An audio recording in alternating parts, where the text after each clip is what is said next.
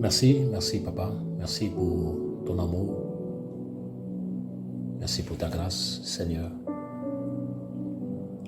Nous te bénissons et nous te sommes infiniment reconnaissants Seigneur, toi qui es notre Père, notre Roi, notre Papa.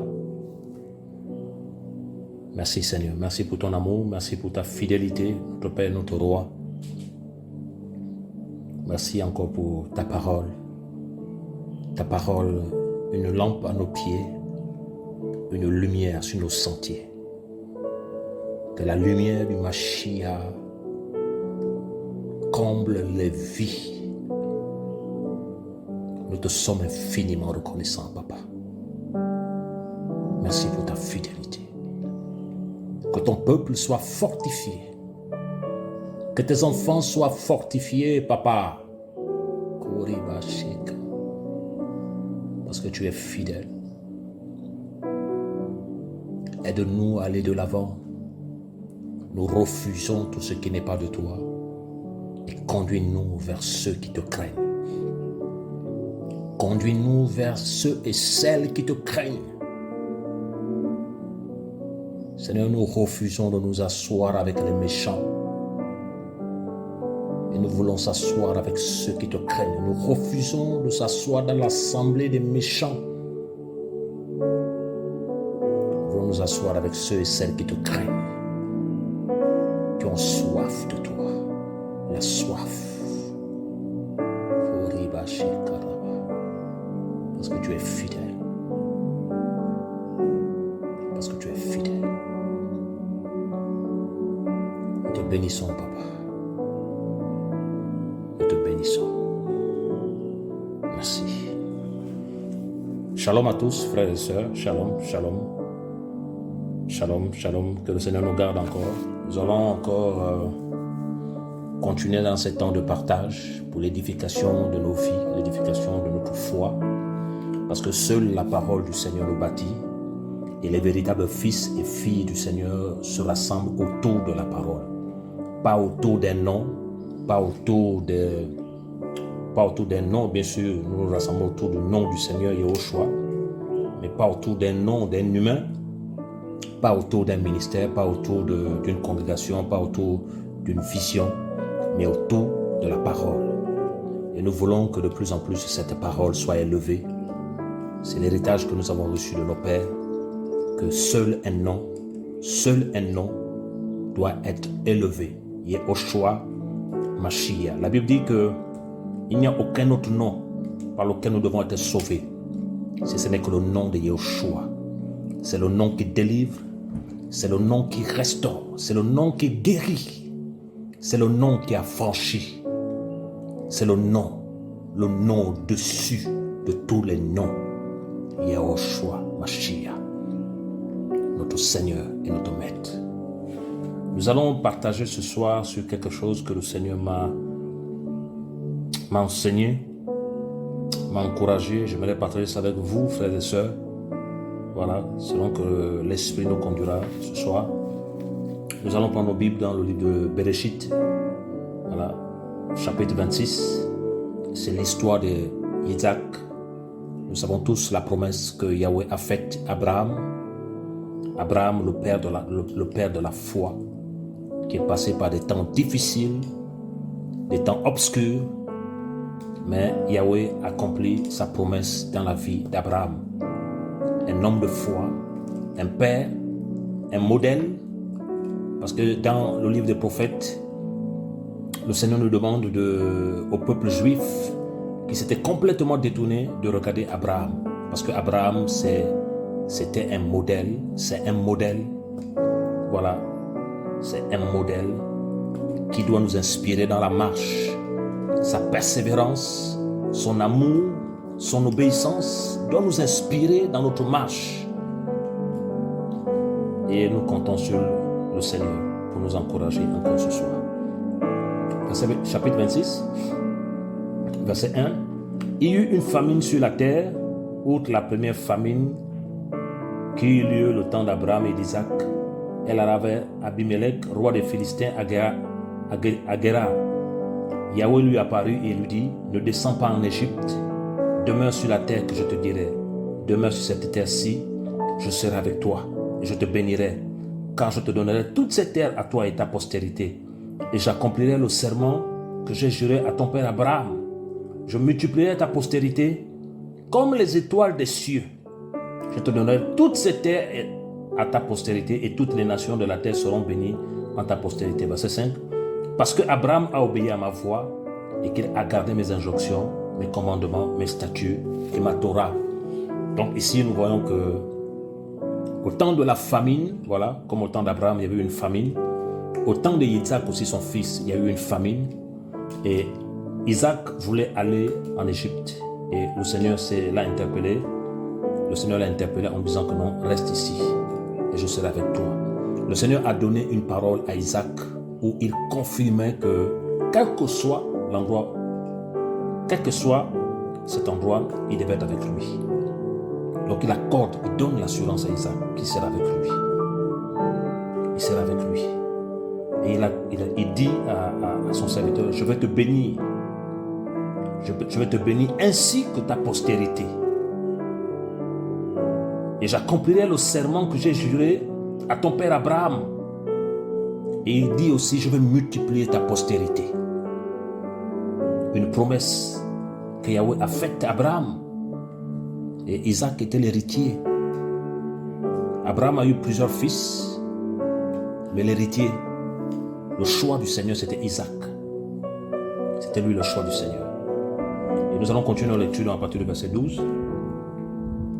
Verset 12, la Bible nous dit que Isaac s'aima dans cette terre-là et recueillit cette année le centuple car Yahweh le bénit. Vous avez vu que le Seigneur lui a dit de ne pas aller en Égypte, mais de rester dans ce pays, à Guérar. Et la Bible déclare qu'il a semé et il a récolté. Il a recueilli au centuple, il a récolté au centuple. Donc 100 fois plus. Parce que le Seigneur est avec lui. Parce que le Seigneur est avec lui. Isaac avait cette certitude que Yahweh est avec lui. Et tout ce qu'il devait faire devait réussir. La réussite ne provenait pas de Isaac, mais de Yahweh. Yahweh. Parce que Yahweh était avec lui. Parce que Yahweh le soutenait et Yahweh le connaissait. Et c'était ça sa force, frères et sœurs. C'était ça sa force. Parce que Yahweh le connaissait. Et au verset 13, il dit, cet homme devint grand et alla toujours en augmentant jusqu'à ce qu'il devint extrêmement grand. Le Seigneur a fait une promesse à Abraham qu'il va bénir sa postérité. Et Isaac, c'est la postérité par excellence. Celui qui a reçu l'héritage, celui qui a reçu la continuité du travail d'Abraham. Et pourtant, il avait beaucoup d'enfants. Mais Isaac, c'était le choix du Seigneur. L'enfant légitime, la promesse de Yahweh, Isaac. Et la Bible nous dit que non, que cet homme devint grand. Et elle a toujours en augmentant jusqu'à ce qu'il devienne extrêmement grand. Au verset 14, il allait les troupeaux, il avait des troupeaux et petits bétail, et des troupeaux de gros bétail, et un grand nombre de serviteurs.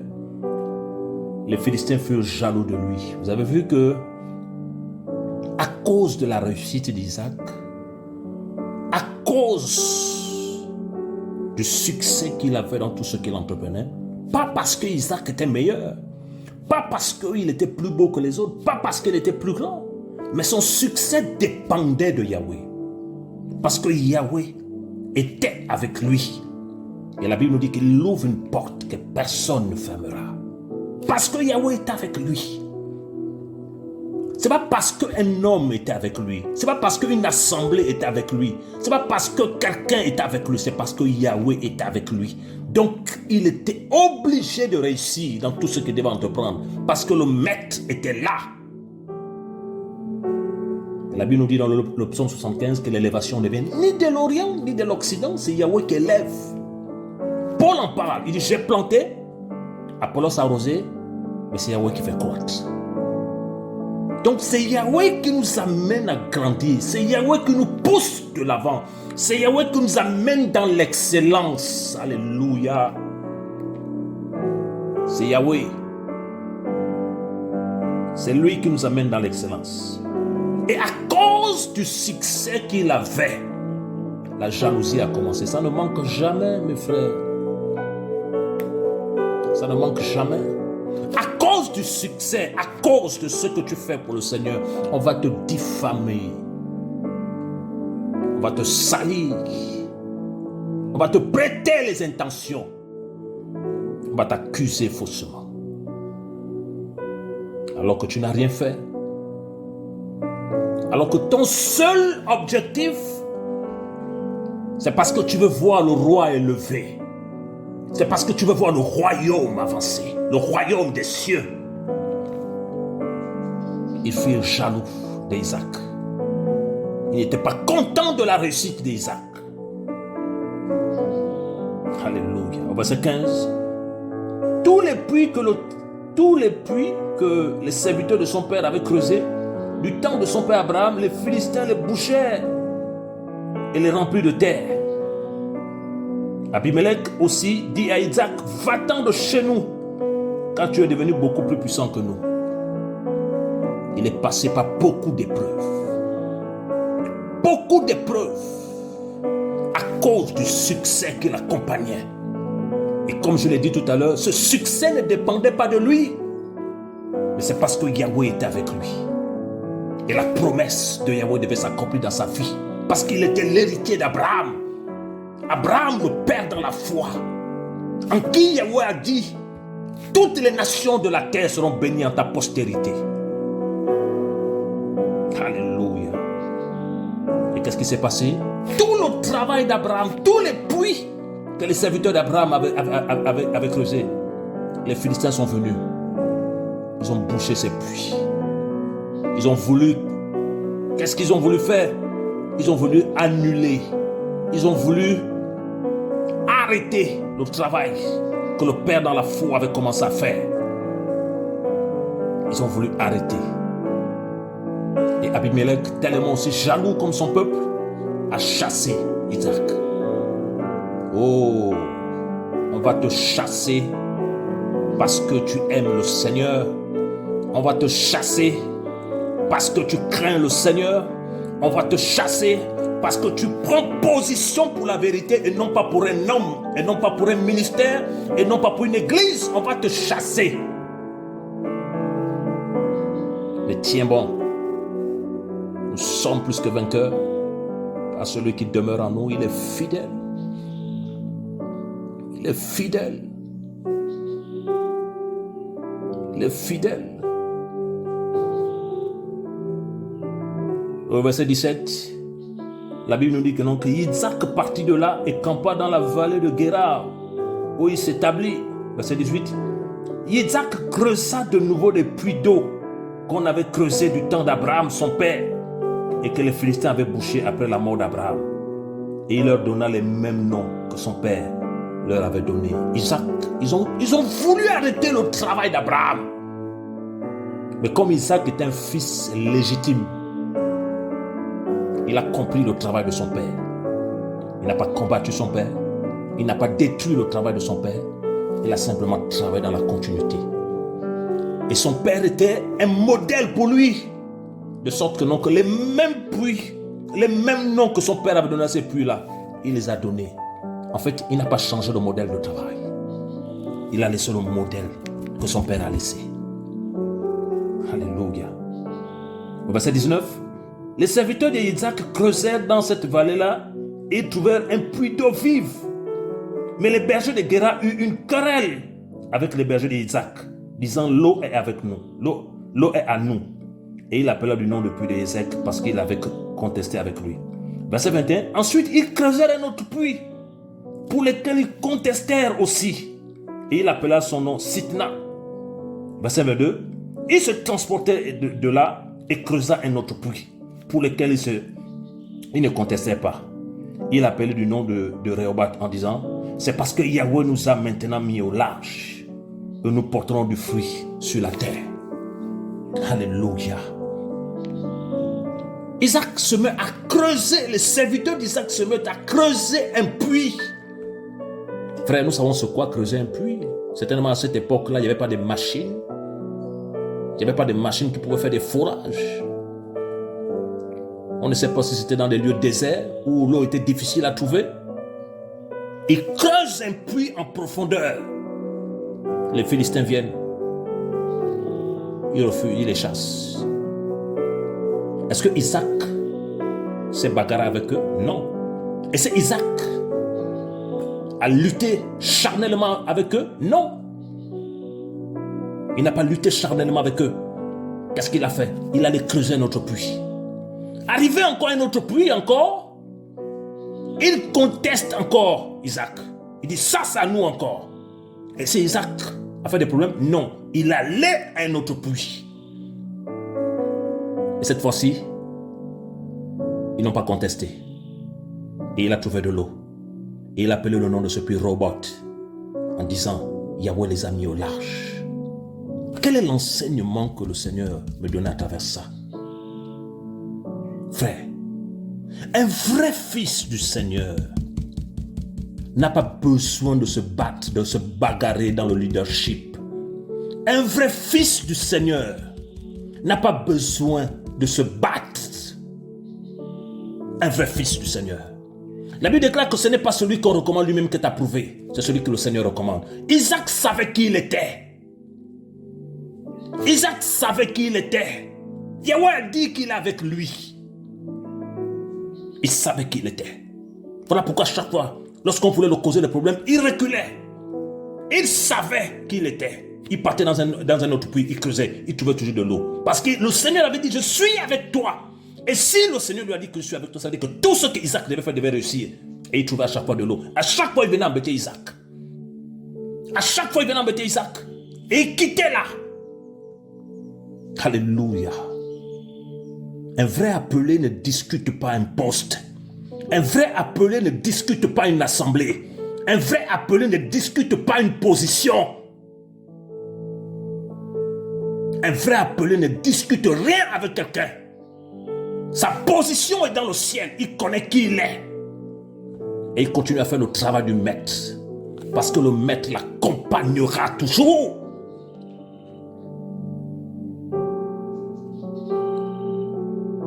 Le maître l'accompagnera toujours.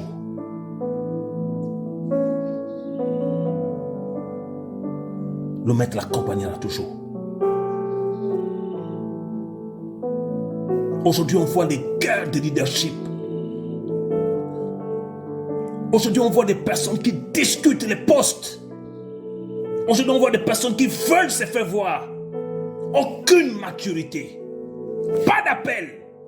Mais ils se discutent les postes. Ils sont prêts à se bagarrer pour gérer une œuvre. Ils sont prêts pour se bagarrer pour quelques âmes seulement. Mais Isaac savait qui il était. Si quelqu'un discute avec toi pour une assemblée, laisse-le l'assemblée. Si quelqu'un discute avec toi pour un endroit, laisse-le ça. Le champ que le Seigneur te donne, c'est les nations. Et il t'accompagnera parce qu'il est avec toi. Et comme Isaac, il t'amènera au large.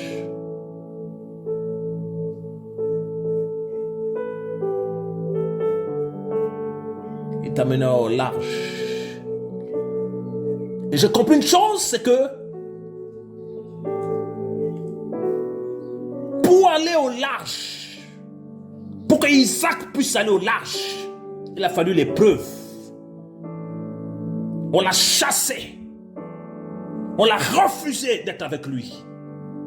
Mais derrière ça, le Seigneur devait l'amener au large. On l'a contesté. On l'a contredit. Mais derrière ça, il y avait la victoire. Il devait aller au large. Isaac a baissé les bras. Jamais. Isaac a commencé à murmurer. Jamais. Isaac a commencé à dire ils sont méchants. Jamais. Parce qu'il a reçu une parole. Je suis avec toi. Yahweh lui a dit, je suis avec toi. Je suis avec toi. Donc lorsqu'il y a la contradiction, lorsqu'il y a l'épreuve et que tu crains le Seigneur, sache que le large arrive. Yahweh est en train de t'amener au large. Yahweh est en train de t'amener dans les hauteurs. Yahweh est en train de t'amener quelque part, frère. Alléluia. Koriba shekaraba.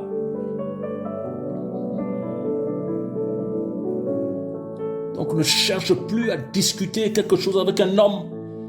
Ne cherche plus à te battre avec un homme. Va de l'avant. Va de l'avant.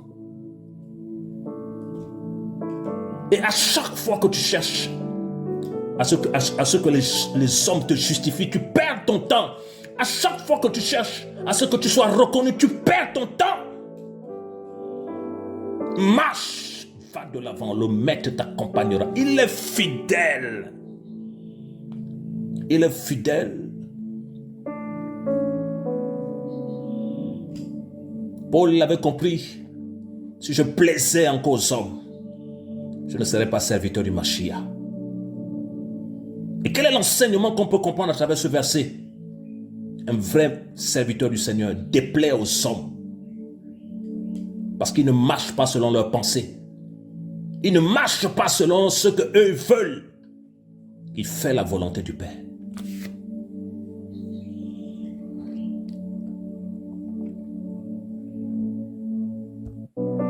Fait la volonté du Père. Il fait la volonté du Père. Paul, si je plaisais encore aux hommes, je ne serais pas un serviteur du Mashiach. Bien sûr, si les hommes t'accusent et que tu as fait des erreurs, il faut se repentir. Mais Paul ne parle pas de ça. Paul parle de ceux qui obéissent au Seigneur, ceux qui ont un témoignage pur et vrai devant le Maître.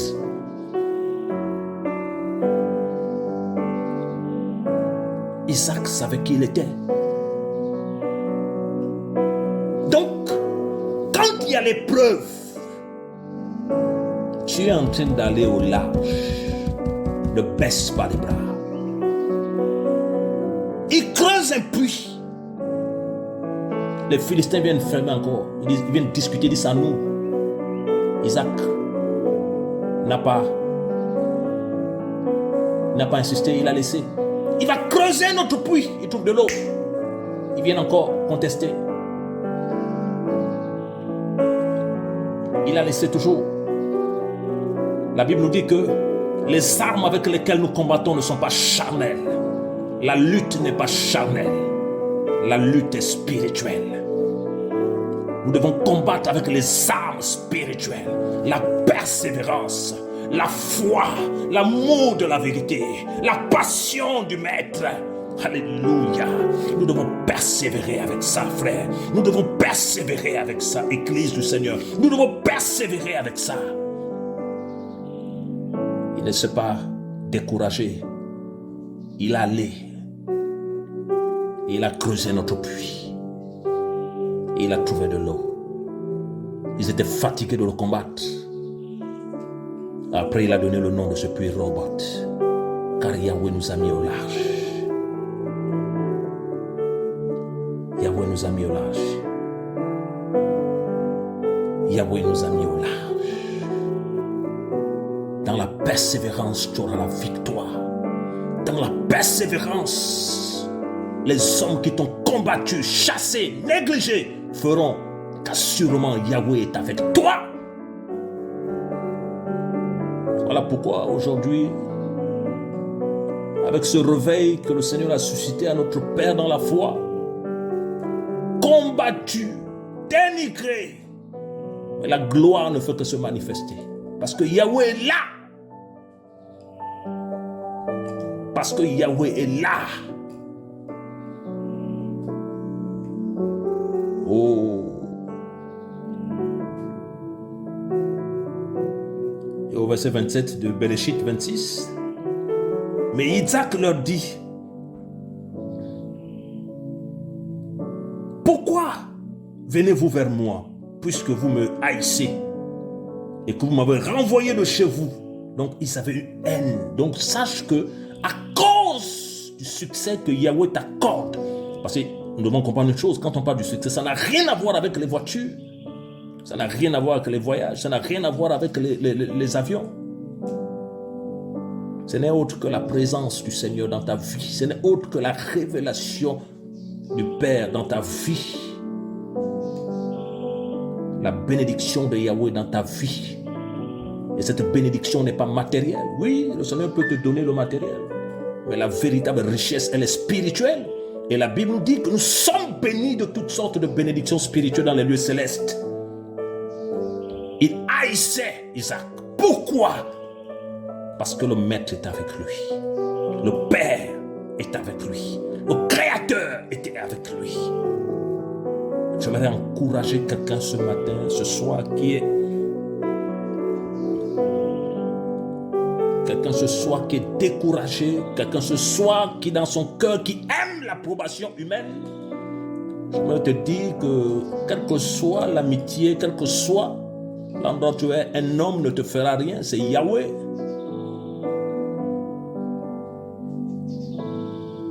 Au verset 28, il dit, nous avons vu que Yahweh est avec toi.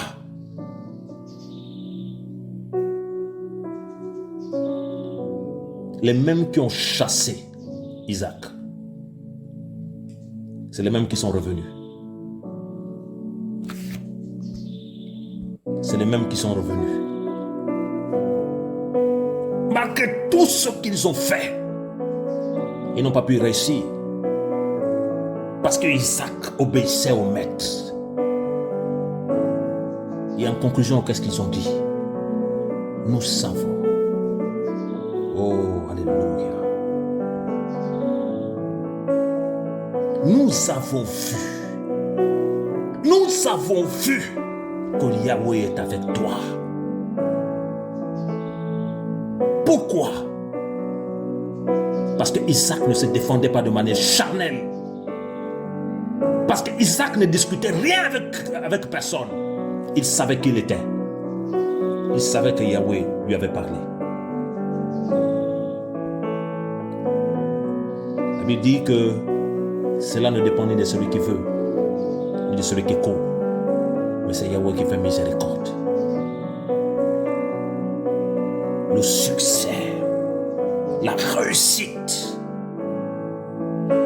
vient de Yahweh. Au temps du peuple d'Israël, ils ont murmuré contre Aaron.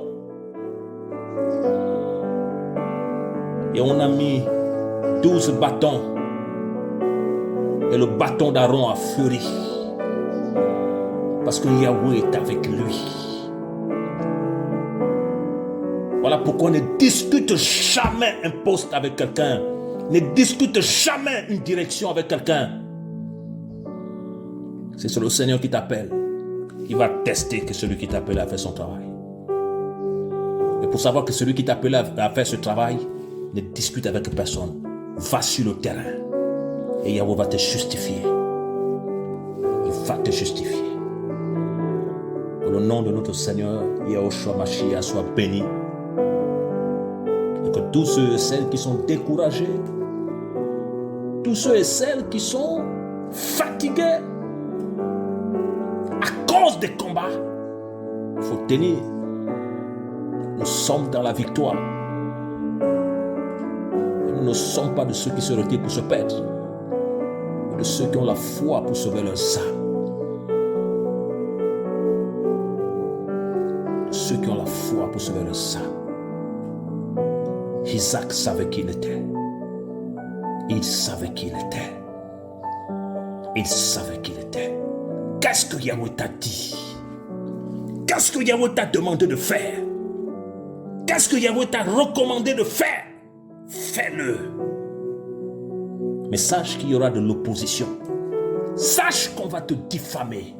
Sache qu'on va te persécuter. Mais si Yahweh est avec toi, comme il a été avec Apollos, comme comme il a été avec Yohanan, comme il a été avec Pétros, nous serions dans la victoire. Dans la victoire. Que le nom de notre Seigneur Yahushua soit béni. Que le nom élevé au-dessus de tous les noms soit de plus en plus élevé. Nous t'aimons, Seigneur, et donne-nous la force d'aller de l'avant. Au nom de Yeshua, notre Seigneur, notre Maître. Amen.